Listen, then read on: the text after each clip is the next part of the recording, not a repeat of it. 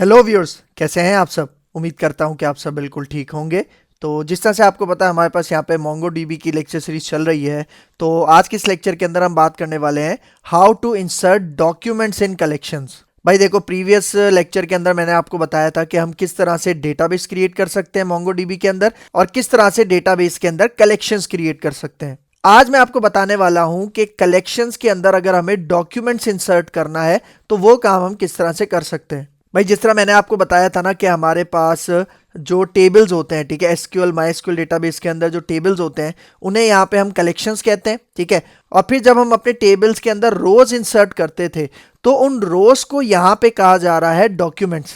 तो आज हम देखने वाले हैं कि अपने कलेक्शन के अंदर हम डॉक्यूमेंट्स किस तरह से इंसर्ट कर सकते हैं। बहुत ही ज्यादा इंपॉर्टेंट कॉन्सेप्ट है, तो आपने मेक श्योर करना है कि इस वीडियो को एंड तक वॉच करना है ताकि आपको इसका कंप्लीट कॉन्सेप्ट समझ में आ सके। तो वीडियो को स्टार्ट करने से पहले एक छोटी सी रिक्वेस्ट कि अगर आप मेरे चैनल पे फर्स्ट टाइम आए हो और अभी तक आपने मेरा चैनल सब्सक्राइब नहीं किया तो चैनल भी सब्सक्राइब कर लो, इसके साथ साथ बेल का आइकन भी प्रेस कर लो, क्योंकि और भी बहुत सारी वीडियोस इस लेक्चर सीरीज के अंदर आने वाली हैं। तो मैं हूं आपका सर मोहम्मद आदिल और अब हम अपना लेक्चर स्टार्ट करते हैं।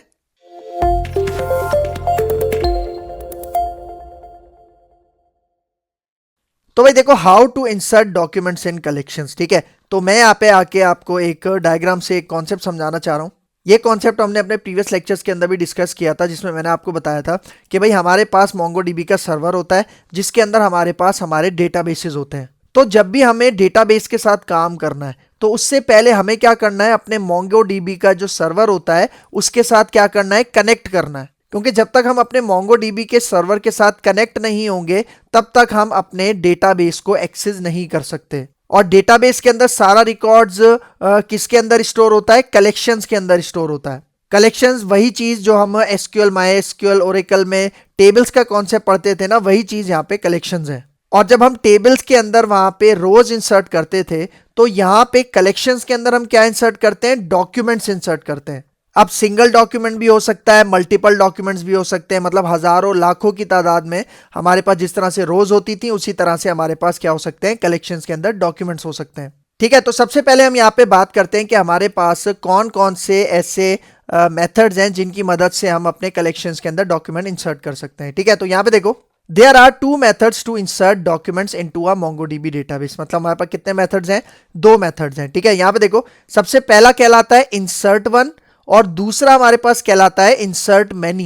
भाई देखो, नाम से ही आपको समझ आ रही होगी कि कौन सा मेथड क्या काम करता है। ठीक है, सबसे पहले अगर मैं यहाँ पे इंसर्ट वन के बारे में बताऊं, ठीक है, तो यहाँ पे देखो क्या कह रहा है, to insert a single document use the insert one method. मतलब अगर हमें अपनी कलेक्शन के अंदर एक सिंगल डॉक्यूमेंट इंसर्ट करना है, एक सिंगल रो इंसर्ट करनी है, तो उसके लिए हम यूज करते हैं इंसर्ट वन का मेथड। और इंसर्ट वन के मेथड के अंदर हम बेसिकली एक जेसन का ऑब्जेक्ट पास करते हैं जो कि कर्ली ब्रैकेट के अंदर होता है, की वैल्यू पेयर्स में होता है। ठीक है, अभी मैं आपको दिखाता हूं।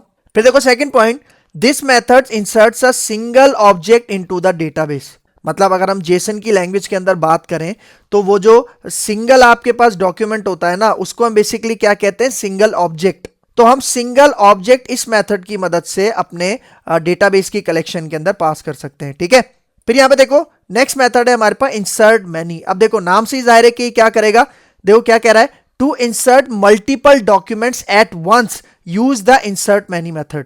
मतलब अगर आप एक टाइम पे मल्टीपल डॉक्यूमेंट्स, मतलब मल्टीपल रोज अगर आप इंसर्ट करना चाह रहे हो तो उसके लिए आप क्या यूज करोगे, इंसर्ट मैनी का मेथड। फिर देखो next point, this method inserts an array of objects into the MongoDB database. मतलब देखो इंसर्ट वन के अंदर सिंगल ऑब्जेक्ट की बात हो रही थी, ठीक है, लेकिन यहां पे जेसन की लैंग्वेज में एरे ऑफ ऑब्जेक्ट्स इंसर्ट करने की बात हो रही है। और एरे ऑफ ऑब्जेक्ट्स के लिए हम क्या करते हैं, पहले स्क्वायर ब्रैकेट ऑन करते हैं, फिर उसके अंदर कर्ली ब्रैकेट पास करके जेसन के ऑब्जेक्ट्स बनाते हैं। यह भी मैं आपको दिखाता हूं। तो अब देखो, अब मैं आपको इन दोनों मेथड्स का सिंटेक्स समझाता हूं। ठीक है, फिर आते हैं हम इसके प्रैक्टिकल के ऊपर। ठीक है, तो यहां पे देखो, सबसे पहले इंसर्ट वन का सिंटेक्स देखो। ठीक है, सबसे पहले आपने यहाँ पे क्या लिखना है, डीबी। डीबी मैंने बताया था जो भी आपका करंट एक्टिव डेटाबेस यूज हो रहा होता है वही रेफर करता है आपके पास ये डीबी। उसके बाद आपकी कलेक्शन का नाम, मतलब उस कलेक्शन का नाम जिसके अंदर आप डेटा इंसर्ट करना चाह रहे हो। फिर यहाँ पे देखो इंसर्ट वन का मेथड। इंसर्ट वन का मेथड मतलब हम यहाँ पे सिंगल जेसन का ऑब्जेक्ट स्टोर करना चाह रहे हैं। ठीक है, तो देखो ये मेथड है, इसका ओपन यहाँ पे आपको ब्रैकेट नजर आ रहा होगा और इसका क्लोजिंग ब्रैकेट आपको नजर आ रहा होगा।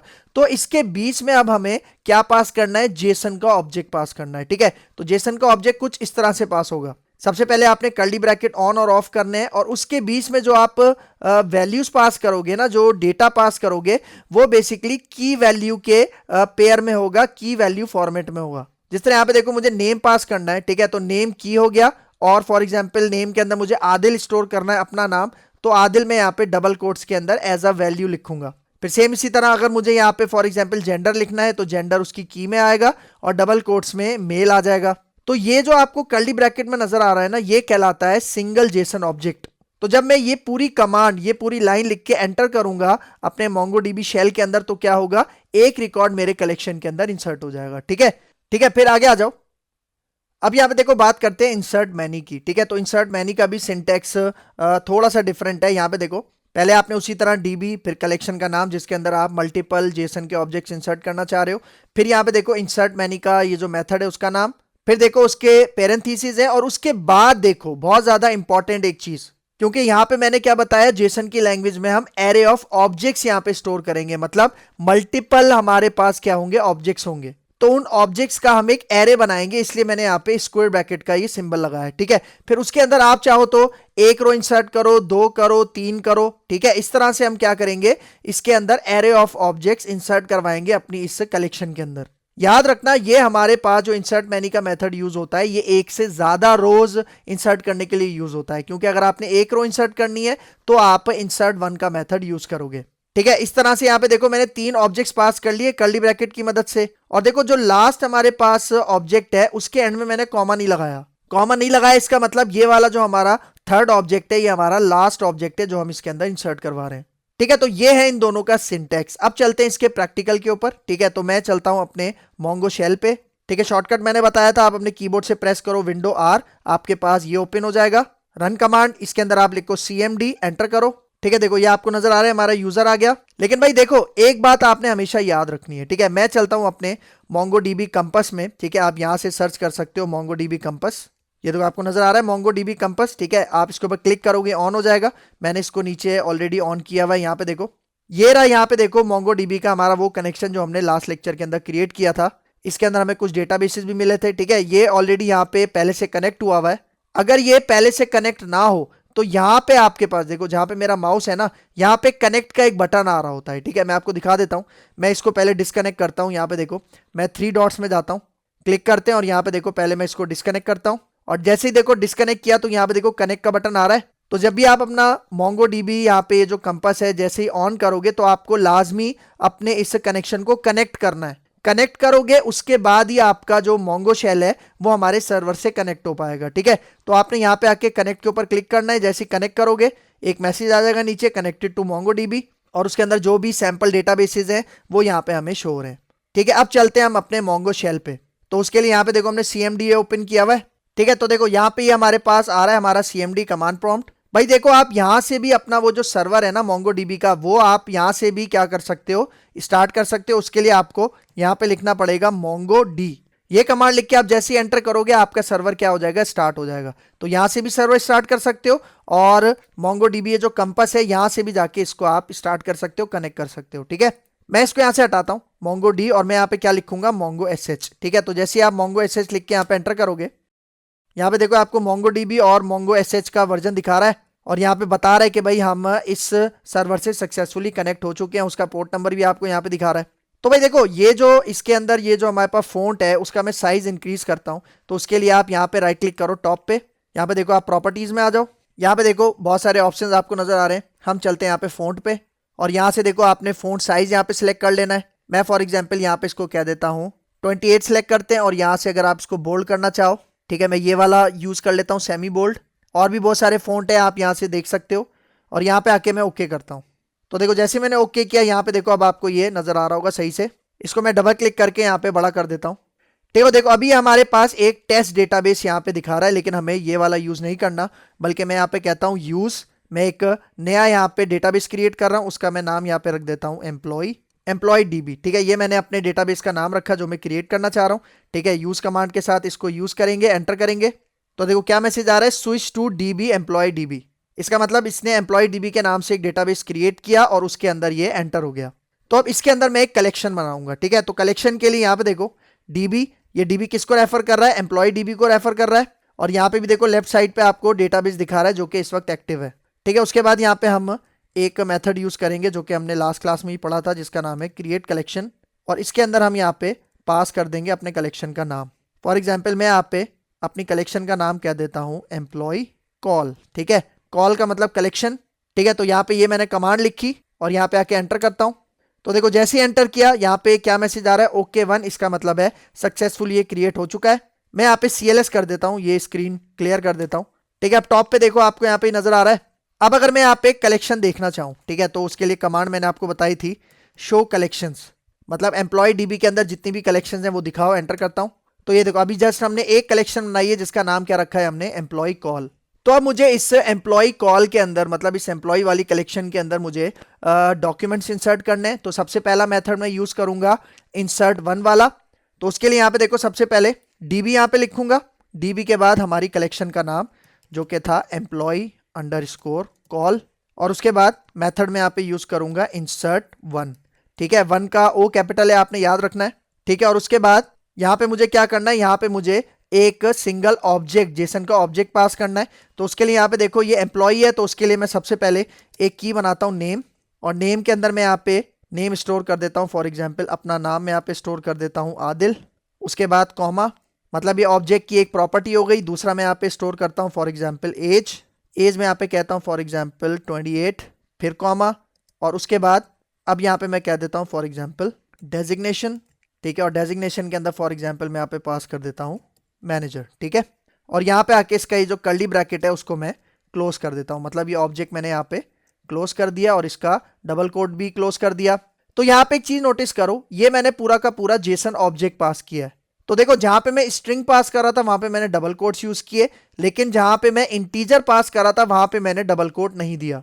मतलब 28 के अंदर मैंने यहाँ पे कोई भी डबल कोट नहीं दिया, ठीक है। तो देखो अभी मैं एक ऑब्जेक्ट इंसर्ट कर रहा हूं, तो यहाँ पे देखो मैंने इंसर्ट 1 का ये मेथड यूज किया, ठीक है। तो अब यहाँ पे आके एंटर करते हैं और देखते हैं कि ये वाला जो डेटा है वो इंसर्ट हुआ है या नहीं हुआ। एंटर करते हैं तो यहाँ पे देखो जैसे मैंने डेटा यहाँ पे अपने कलेक्शन के अंदर इंसर्ट किया, तो यहाँ पे देखो हमारे पास एक जेसन हमें रिटर्न कर रहा है जिसके अंदर दो प्रॉपर्टीज हैं, एक है एक्नॉलेज्ड और इसके अंदर क्या लिखा हुआ है, ट्रू।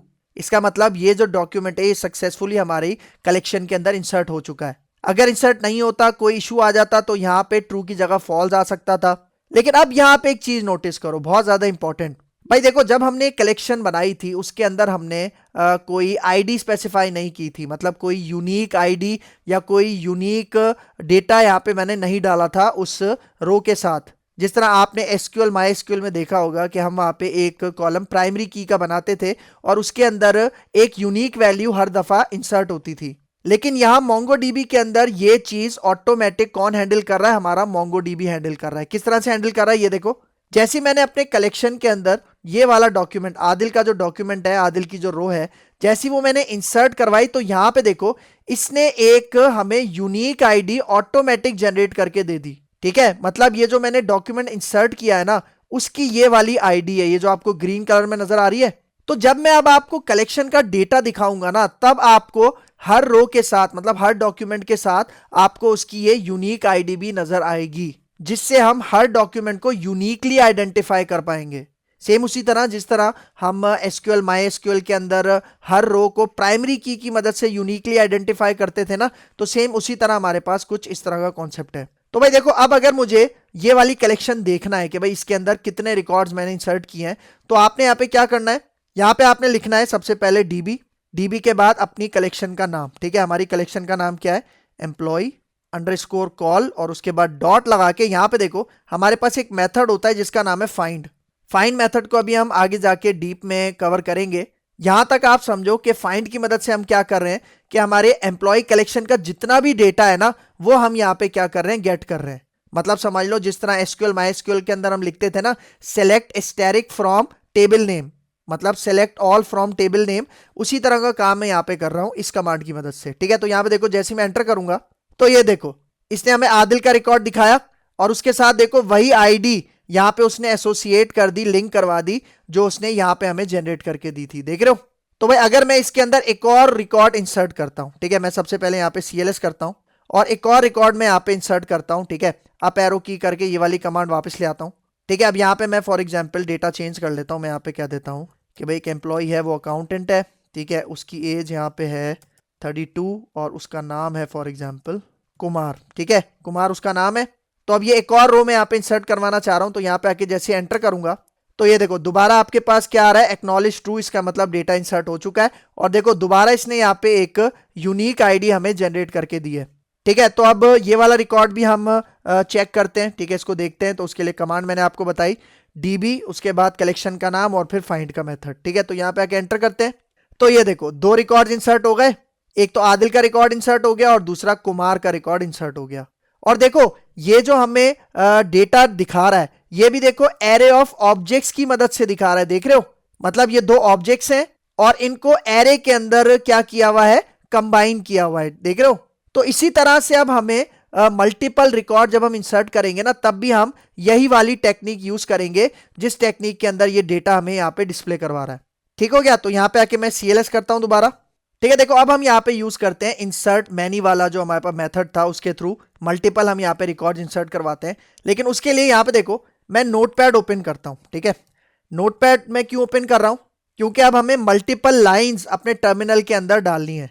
लेकिन टर्मिनल के अंदर मतलब शेल कमांड के अंदर जब भी हम काम करते हैं तो हमें एक ही लाइन में लिखना होता है, लेकिन मैं आपको मल्टीपल लाइंस में यहाँ पे कॉन्सेप्ट समझाना चाह रहा हूँ। तो उसके लिए यहाँ पे देखो मैं कहता हूँ DB डॉट, हमारी कलेक्शन का क्या नाम है, एम्प्लॉय कॉल और फिर उसके बाद इंसर्ट मैनी का ये मेथड है, ठीक है। देखो ये आ गया हमारे पास इसके पैरेंथेसिस और इसके साथ साथ मुझे यहाँ पे एरे ऑफ ऑब्जेक्ट्स पास करना है ना, तो मैं यहाँ पे स्क्वायर ब्रैकेट भी ओपन करूंगा और क्लोज करूंगा, ठीक है, सही। और अब इसके अंदर यहाँ पे देखो मैं क्या करता हूँ, ऑब्जेक्ट्स पास करता हूँ, ठीक है, जिस तरह मैंने पास किया था। नेम यहाँ पे अब मैं डिफरेंट दे देता हूँ, आमिर।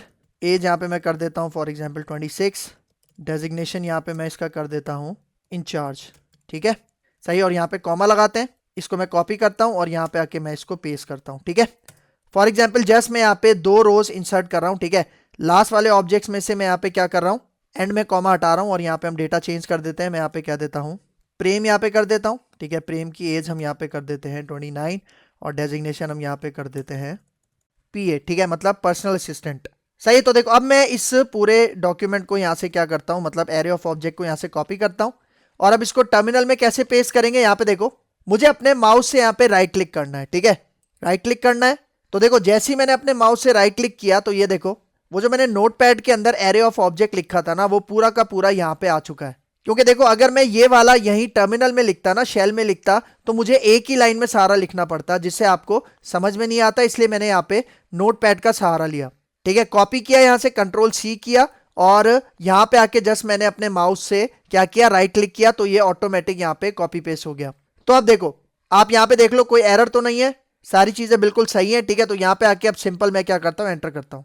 तो देखो यहाँ पे भी एक्नॉलेज ट्रू आ रहा है, इसका मतलब ये जो 2 डॉक्यूमेंट्स हैं वो सक्सेसफुली इंसर्ट हो चुके हैं हमारी कलेक्शन में। लेकिन यहाँ पे अब एक डिफरेंट चीज देखो, जब हम इंसर्ट 1 का मेथड यूज कर रहे थे तो यहाँ पे आ रहा था इंसर्टेड आईडी और सिर्फ एक आईडी यहाँ पे दिखा रहा था। लेकिन अब चूंकि हमने 2 रोज इंसर्ट किए तो यहाँ पे देखो इसने हमें 2 आईडीज यहाँ पे यूनिक जनरेट करके दी हैं, देख रहे हो, दोनों यहाँ पे एक दूसरे से क्या है, डिफरेंट है।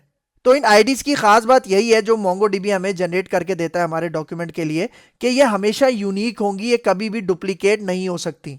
मतलब वही कॉन्सेप्ट जो कि दूसरे डेटाबेसेस के अंदर प्राइमरी की का कॉन्सेप्ट होता था। तो अब अगर मुझे अपने एम्प्लॉय कलेक्शन के सारे डॉक्यूमेंट्स देखने हैं तो सिंपल आपने यही वाली कमांड यहाँ पे लेके आनी है, अप एरो की से, ठीक है, DB डॉट एम्प्लॉय कॉल और फिर फाइंड का मेथड। तो यहाँ पे आके जैसे मैं एंटर करूंगा तो ये देखो टॉप से देखते हैं, देखो पहले आदिल का डेटा है, फिर देखो कुमार का डेटा यहाँ पे आपको नजर आ रहा है, फिर आमिर का डेटा है और सबसे एंड में प्रेम का डेटा है, ठीक है। तो इस तरह से हम क्या कर सकते हैं, अपने कलेक्शंस के अंदर एक सिंगल रिकॉर्ड या चाहे तो मल्टीपल रिकॉर्ड्स भी इंसर्ट कर सकते हैं। तो देखो लेक्चर वाइंड अप करने से पहले एक चीज यहाँ पे देखो मैंने अभी यहाँ पे डेटाबेस बनाया था ना, ठीक है, वो यहाँ पे शो नहीं हो रहा, कौन सा, एम्प्लॉय DB वाला। तो आप यहाँ पे क्या करो, देखो ये वाला जो MongoDB आपका कनेक्शन है, यहाँ पे आओ, 3 डॉट्स आपको नजर आ रहे हैं, आपने इसके ऊपर क्लिक करना है और यहाँ पे देखो रिफ्रेश डेटाबेसेस आपको नजर आ रहा है, आपने इसके ऊपर क्लिक करना है। तो देखो जैसे ही रिफ्रेश डेटाबेसेस करोगे तो यहाँ पे देखो एम्प्लॉय DB आ गया और इसको अगर मैं एक्सपेंड करता हूँ तो देखो इसके अंदर हमने ये एम्प्लॉय कलेक्शन बनाई थी, अगर आप इसके ऊपर क्लिक करोगे तो ये डेटा आपको यहाँ पे भी शो करवाएगा आपके इस कंपस में, देख रहे हो ये चारों रिकॉर्ड्स आपको यहाँ पे नजर आ रहे हैं। तो जिस तरह से मैंने बताया था आगे जाके मैं आपको ये कंपास को किस तरह से यूज करेंगे ये भी मैं आने वाले लेक्चर्स के अंदर बताऊंगा। लेकिन भाई देखो एक और चीज मैं आपको यहाँ पे बताना चाह रहा हूँ कि जिस तरह से ये हम मोंगो शेल अभी यहाँ पे यूज कर रहे हैं ना, अपने इस टर्मिनल में यूज कर रहे हैं, आप चाहो तो आप मोंगो का ये जो आपके पास कंपास है ना, इसके अंदर भी हमें एक शेल मिलता है। कौन सा? यही मोंगो डीबी शेल वाला। तो उसके लिए देखो यहाँ पे आपको ये मोंगो डीबी का ये जो कनेक्शन है ये नजर आ रहा है। इसके राइट साइड पे जाओ, यहाँ पे देखो प्लस के बाद आपको एक बटन नजर आ रहा होगा आइकन, और इसके नीचे देखो क्या शो हो रहा है, ओपन मोंगो डीबी शेल। तो जैसे आप इसके ऊपर क्लिक करोगे ना, तो ये देखो ये मोंगो डीबी का ये जो हमारे पास शेल था ना, जो हम कमांड प्रॉम्प्ट से एक्सेस कर रहे थे, वो यहां से भी आप एक्सेस कर सकते हो। तो जिस तरह अगर मैं यहाँ पे वही वाली कमांड टाइप करूं शो डीबीज, और यहाँ पे एक अच्छी बात क्या है कि यहाँ पे आपको वो इंटेलिजेंस भी शो करता है। मतलब जिस तरह शो डीबीज है, शो कलेक्शंस है, उसकी इंटेलिजेंस भी आपको यहाँ पे दिखाएगा नीचे, ताकि आपको पूरी कमांड लिखने की जरूरत नहीं है। ठीक है, तो देखो मैं यहाँ पे आके एंटर करता हूँ। तो देखो जैसे एंटर किया ये देखो चारों डेटाबेसेस दिखा रहा है आपको। तो यहाँ पे देखो अब मैं इस डेटाबेस के ऊपर स्विच होता हूँ। कौन सा वाला? ये एम्प्लॉय डीबी वाला। ठीक है, तो यहाँ से आके एंटर करते हैं, दोबारा एंटर करते हैं। तो ये देखो इस डेटाबेस में स्विच हो गया। तो अब मैं अगर ये वाली कमांड यहाँ पे एक्सेस करूँ, कौन सी? शो कलेक्शंस वाली। देख रहे हो यहाँ पे आके एंटर करूँ तो देखो यहाँ भी हमें वो कलेक्शन दिखा रहा है। इसका मतलब जो जो काम हम यहाँ पे कर रहे थे ना अपने इस टर्मिनल में, इस शेल के अंदर, वो काम आप यहाँ पे भी कर सकते हो। मतलब कंपास ये जो है इसके अंदर भी अपना एक मोंगो डीबी का शेल होता है। तो वो सारा काम जो मैं आपको यहाँ पे अलग से बता रहा हूँ, वो सारा काम आप यहाँ पे भी कर सकते हो। ठीक हो गया? ठीक है, तो यहाँ पे हमारा ये लेक्चर हो गया है वाइंड अप। तो अगर आपको मेरी वीडियो पसंद आई है तो मेरा चैनल जरूर सब्सक्राइब करके जाना। इसके साथ साथ बेल का आइकन भी प्रेस करना, क्योंकि और भी बहुत सारी वीडियोस इस लेक्चर सीरीज के अंदर आने वाली हैं। तो अगर इस लेक्चर के हवाले से कोई भी कंफ्यूजन है तो कमेंट बॉक्स में मुझसे जरूर पूछ लेना। तो अगर आपको मेरी वीडियो पसंद आई है तो मेरा चैनल लाइक कीजिए, शेयर कीजिए और सब्सक्राइब कीजिए, और मुझे अपनी दुआ में याद रखिए। तो मिलते हैं इंशाल्लाह नेक्स्ट लेक्चर में, तब तक के लिए दीजिए इजाजत। अल्लाह हाफिज।